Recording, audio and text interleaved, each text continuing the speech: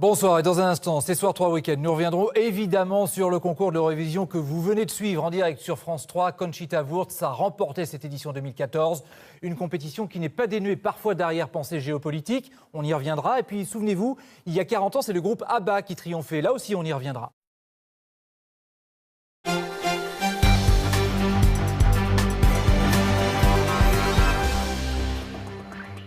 Bonsoir et bienvenue dans Soir 3 Week-end. Le vainqueur du grand concours de la chanson est Conchita Wurst, née Tom Neuwirth à l'état civil, avec Rise Like a Phoenix, la révélation de cette Eurovision, un véritable personnage, une soirée que vous avez pu suivre en direct sur France 3 et sur laquelle nous allons revenir. L'Eurovision reste un spectacle inégalé qui réserve toujours des surprises. La France est représentée par les Twin Twins qui terminent à la dernière place avec seulement 2 points. L'Ukraine avait ouvert la compétition. Ce n'est pas tout à fait un hasard parce que derrière les chansons, il y a aussi les enjeux culturels et politiques. C'est ce que nous verrons. Bonsoir Jean-Marie Potier, vous êtes le biographe officiel du groupe ABBA, devenu une légende de l'Eurovision après son triomphe, il y a 40 ans tout juste. Vous nous livrerez votre sentiment sur cette édition 2014 et puis on reviendra avec vous aussi sur l'importance de ce concours. Francis Letellier. C'est encore une fois raté pour la France cette année. Le groupe Twin Twin qui nous représentait à l'Eurovision termine bon dernier. La révélation de cette édition 2014, c'est Conchita Wurst, la candidate de l'Autriche. Sa chanson, mais aussi sa personnalité lui ont permis de faire la différence. Claudine Gilbert revient sur les moments forts de cette soirée. Va venir récupérer son trophée et venir sur scène. Je voudrais vraiment... Les larmes de Conchita Wurst, elle était la favorite. Elle remporte cette 59e édition du concours de l'Eurovision.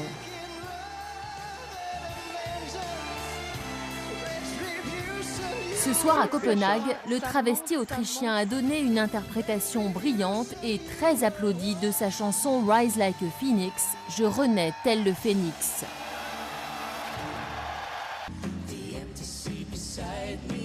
Les 37 pays votants ont aussi apprécié la country de ce duo hollandais de Common Linnets, plus atypique.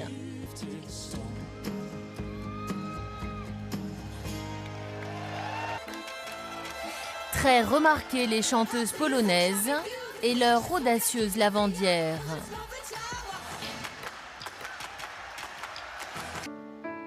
Ou encore le charpentier norvégien. Les Français, en revanche, se sont époumonés en vain, une fois encore. 2 petits points seulement pour Twin Twin, bon dernier du classement.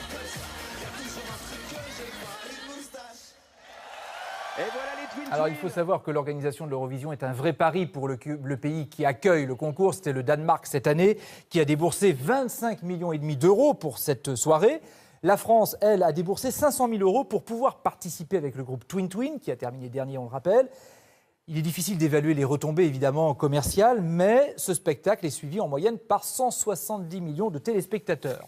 Jean-Marie Potier, vous connaissez bien le concours de l'Eurovision, vous êtes intéressé aussi au groupe ABBA, mais ça, on va y revenir un peu plus tard.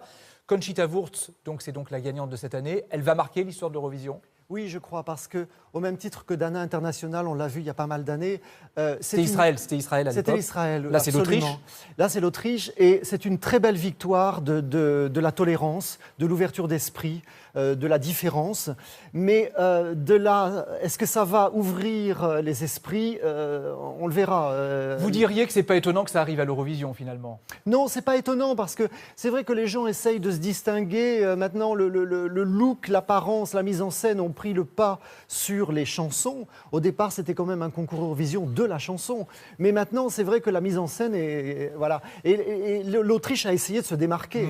L'Eurovision, ça sert quand même toujours de tremplin aux artistes ou c'est seulement un coup pour une soirée ? Moi, j'ai l'impression que c'est un coup d'une soirée beaucoup plus que dans le passé. Dans le passé, c'était vraiment un tremplin de lancement pour beaucoup d'artistes. Pour ABBA, ça l'a été en tout cas. On va y revenir un peu plus tard. L'Eurovision, en tout cas, est aussi une compétition entre pays. On s'amuse à regarder les votes des uns et des autres. Des votes qui révèlent souvent les affinités. Par exemple, les pays d'Europe du Nord ont tendance à voter entre eux.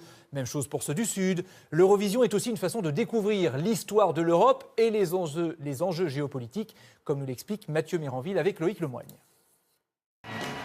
Derrière la fête de la chanson, les feux d'artifice, les flonflons, il y a des pays et surtout des drapeaux. Aucune allusion pourtant au conflit qui secoue l'Est de l'Europe.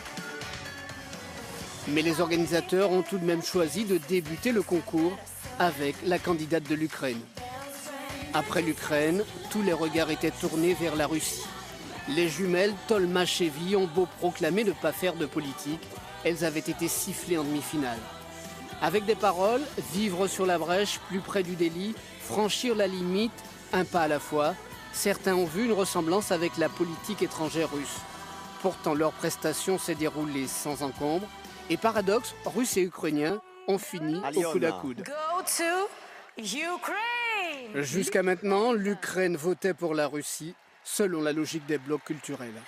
On ne vote pas pour la qualité de la chanson, en tout cas. On vote pour celui qui nous ressemble le plus, celui avec qui on partage des affinités. Le plus bel exemple, c'est le bloc balte, qui se donne mutuellement nombreux points chaque année. Quant à la France, elle ne profite pas de ses affinités culturelles. Et plutôt que de se baser sur la qualité de la prestation, certains préféreraient y voir les raisons d'un nouvel échec. Jean-Marie Potier, c'est pas parce que la France termine dernière qu'elle est haïe du monde entier. Non, on peut pas dire ça. du tout. Mais justement, les gens en ont un petit peu assez maintenant de tous ces blocs qui votent, ces blocs de pays qui votent les uns pour les autres. Vous avez les anciennes républiques soviétiques, les anciennes républiques yougoslaves, les pays scandinaves.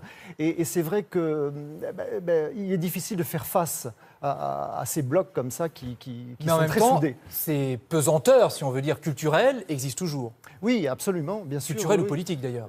Oui, plutôt. Tout ça dépasse vraiment le spectre culturel. Ouais.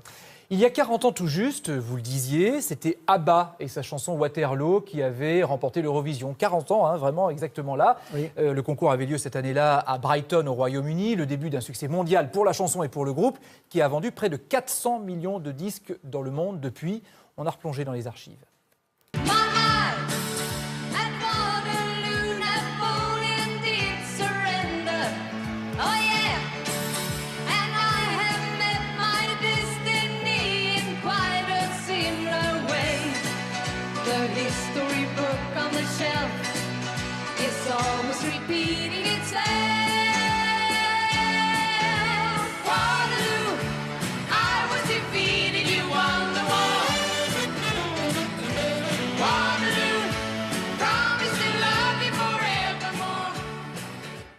ABBA, toute une histoire, les coulisses du succès, c'est votre livre qui vient de sortir.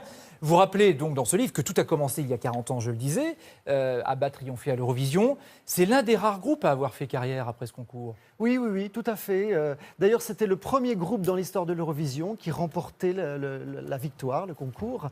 Et pour eux, c'était, comme je le disais tout à l'heure, c'était vraiment un tremplin.